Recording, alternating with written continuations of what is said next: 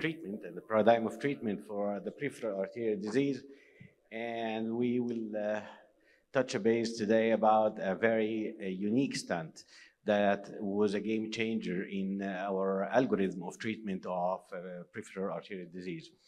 So we all familiar with Supera, but I think we can start with raising hand. How many of the audience use Supera regularly? Yeah, surprisingly not much. Yeah, not much in the room using Supera regularly for treating peripheral arterial disease. Hopefully we can illustrate some points that convince you that this kind of stent is a very unique stent and you have to apply it for your protocol of management. So as a background, we have a lot of data coming from the Supera stent from the SUPERB-1 study, and the efficiency and safety and the no stent fracture was the title of this study, that this stent resists fracture. The fracture rates of this study was 0%, and the high primary patent rate and high secondary also patent rate. So the SUPERB-2 study it was allocated to clarify if I can use this kind of stent in the subintimal spaces. As we know, in a peripheral intervention, most of our techniques are originally come from coronary intervention, and in coronary intervention, they used to have a transluminal crossing rather than a subintimal crossing, until we have established our own techniques, which is a subintimal crossings. The subintimal crossings benefit more in it's more rapidly, and you can tackle a new area that's not heavily loaded with disease burden and calcification. But the question here, what to use if I found a flow limiting dissection or early recoil? And this was the main aim of this study, is to elaborate the safety and the efficiency of using of these kinds of mimetic stents in the subintimal space. So in this study, they tackled Class C and Class D lesions with critical aortic limb ischemia, and the primary endpoint was the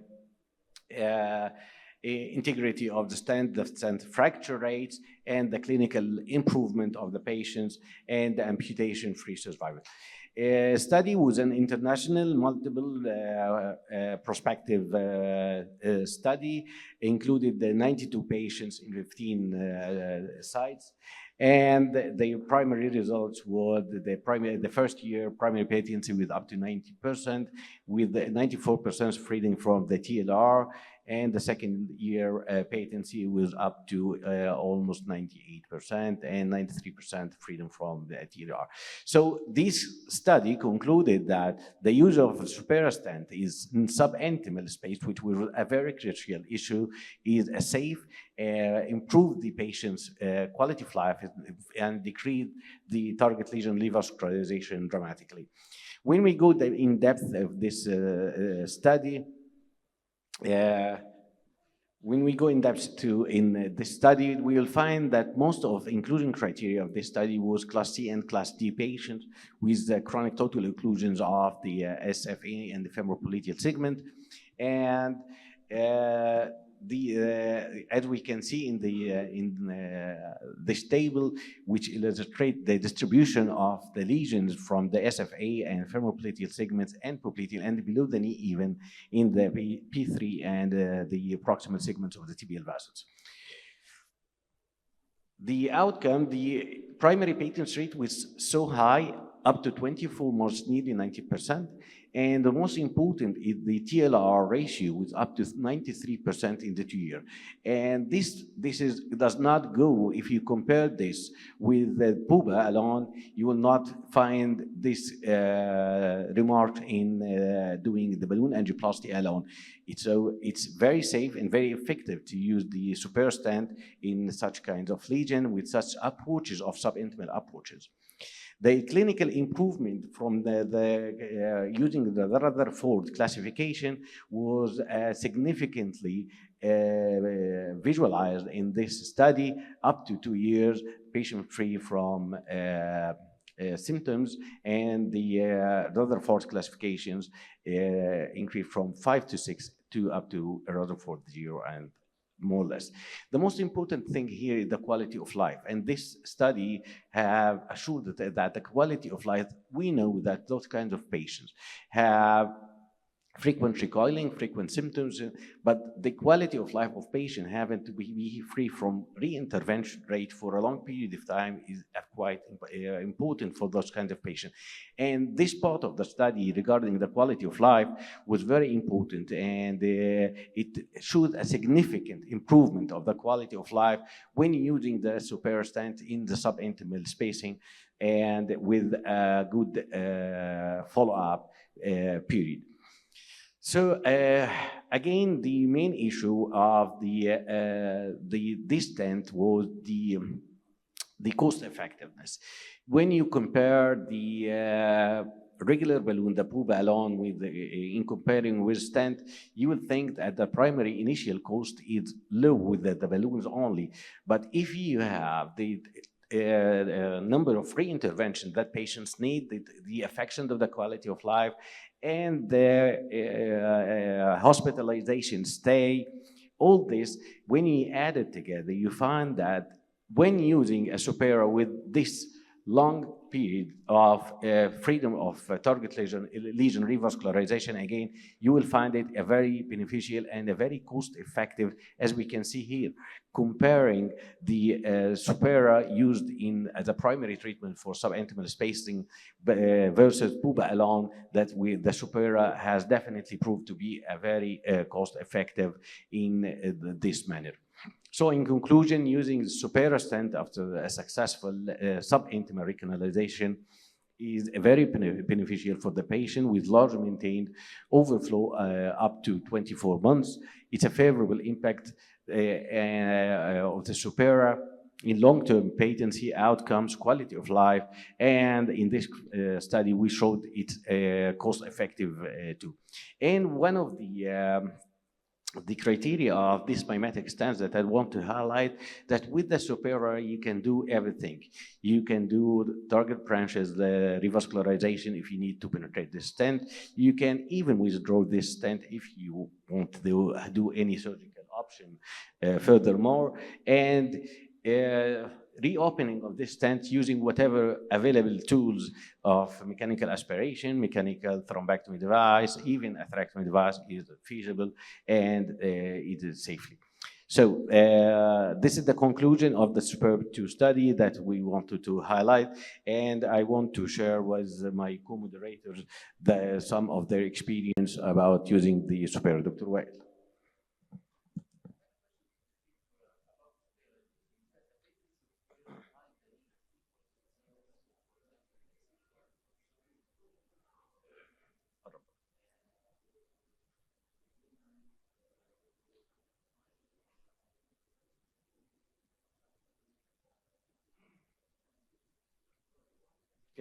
Can we have a sound here? Yes. My question is, do you think this patency and long-term outcome of Supera stent behind the knee are equal to its use in the SFA segment, for example? I mean, the effect of the movement of the joint on the stent. Theoretically speaking, when you talk about the mimetic stents in general, this does not differ from the site of implantation. When we talk about patency, about the mimetic stent, we are talking about general rules. But concerning the below the knee segment and the behind the knee segment, it's the main issue here, how you deploy this stent. And as we know from our previous experience with the Supera is not like other stents. We have a different deployment technique, and we have a different strategy of deployment. So if you know how to deploy this stent as perfectly as shown in the instruction for you, you will have the same patency all over the segment you treated. But sometimes when you deploy this stance below the knee or behind the knee, you might be afraid of the kinking, the flexion effect, and the other mobilization behind the knee. So you used to impact this more in this area.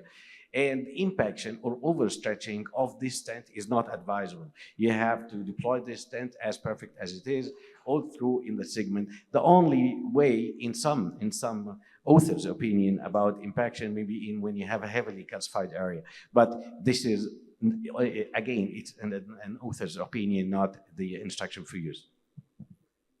Do you have any questions from the floor? ممكن مايك لدكتور رشاد لو سمحت. Leons, how you size the supera in every dimension? Yes. So one of the criteria of this stent that this stent we have not a proximal distal marker, the only proximal marker, and that's why some authors have different techniques when they apply in the flush SFA, like Presto technique and other things. But I think for my experience, it's just all my experience, just to know how exactly to place your superior stent, you only have the distal marker available to see. The proximal marker you cannot see. So my trick here, I go with the balloon with the same size of the stent, and do having a roadmap for this balloon. So you'll have the proximal marker now and the distal marker. And you start from the distal marker of the balloon with the stent distal marker and go for deployment, an equal deployment, slowly deployment with a good magnification is very important, it's very mandatory to have a slow deployment for this stent with a good magnification to see the cells opening, the interwoven cells open at the same manner from each one to up to you build your stent till you have a predictor for your proximal marker, which will be the marker from the balloon. So I use this always. Actually, I use it for the flush SFA Presto technique maybe a couple of times, but when I use this, it's much easier. I have a comment, Dr. Sherif, from my experience. First of all, before I talk about the experience, I want to highlight the difference between the supera and the bare metal stents. The bare metal stent has the advantage of very high radial force, higher than the supera, okay?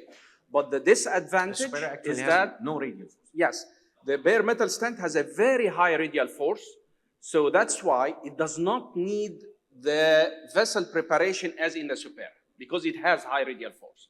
But on the other hand, the drawback of the bare metal stent is that it can kink or fracture, okay? On the other hand, the supera does not have a high radial force. That's why it needs a very, very good vessel preparation. But on the other hand, it is a compression and kink resistant.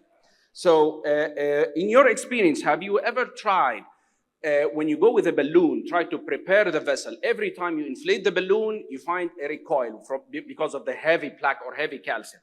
Inflate, recoil, inflate, recoil.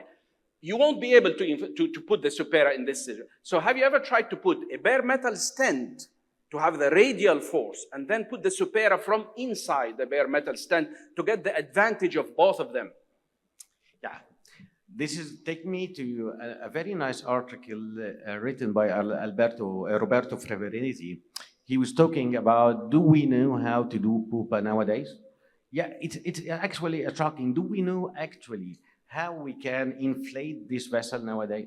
How the proper timing you need, the proper sizing of the balloon you need, and the proper length of the balloon you need. So these questions cannot be answered in the peripheral intervention. We don't have any supporting study for this, but still, regardless the type of stent fuse, vessel preparation now is getting another pattern. It's the main issue now. It's not only vessel preparation, it's vessel preparation, but lumen gain too. And the main issue, we are surgeons. We open this artery, we saw what's inside this artery. Inside this artery, you don't need to have a recoil force to, you only need to prevent this recoil from including your vessel again. It's not the radial force this matter. I think the resistance, the pressure resistance from this stent, it's matter. It's you deploy the stent, whatever type of stents you deploy, it will not have this radial force enough to prevent the plaque burden from recoil, whatever stent available in the market now. But what only you can do is prevent this plaque from recoiling your vessel. So what you need is not a recoil, you don't need a radial force, you need a pressure resistance. That's why the Supera in the long-term patency is better than the other kinds of stents. I'm not talking only about the Supera, all the mimetic stents are doing the same. Okay, now we come to the end of this session, and we welcome the next session with Asahi Company. Thank you.